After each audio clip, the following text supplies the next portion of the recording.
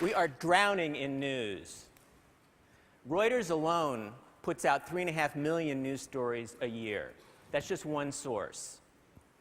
My question is, how many of those stories are actually going to matter in the long run? That's the idea behind The Long News. It's a project by the Long Now Foundation, which was founded by TEDsters, including Kevin Kelly and Stuart Brand.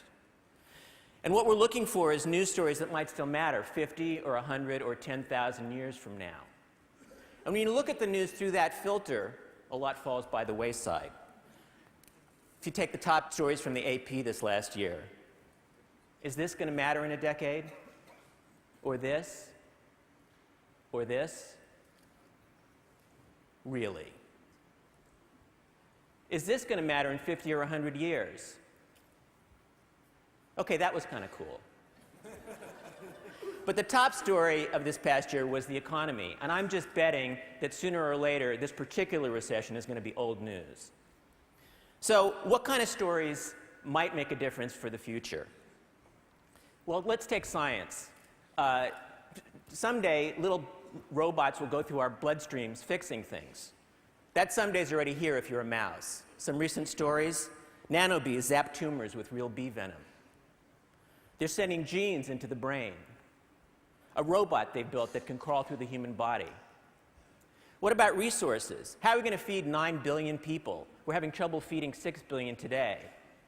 As we heard yesterday, there's over 1 billion people hungry. Britain will starve without genetically modified crops. Bill Gates, fortunately, has bet $1 billion on ag research.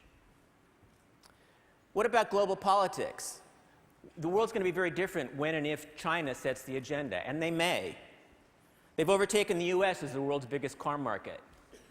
They've overtaken Germany as the largest exporter. And they've started doing DNA tests on kids to choose their careers. We're finding all kinds of ways to push back the limits of what we know. Some recent discoveries: there's an ant colony from Argentina that has now spread to every continent but Antarctica. There's a self-directed robot scientist that's made a discovery. Soon, science may no longer need us. And life may no longer need us either. A microbe wakes up after 120,000 years. It seems that with or without us, life will go on. But my pick for the top long news story of this past year was this one: water found on the moon. It makes it a lot easier to put a colony up there. And if NASA doesn't do it, China might, or somebody in this room might write a big check. My point is this: in the long run, some news stories are more important than others.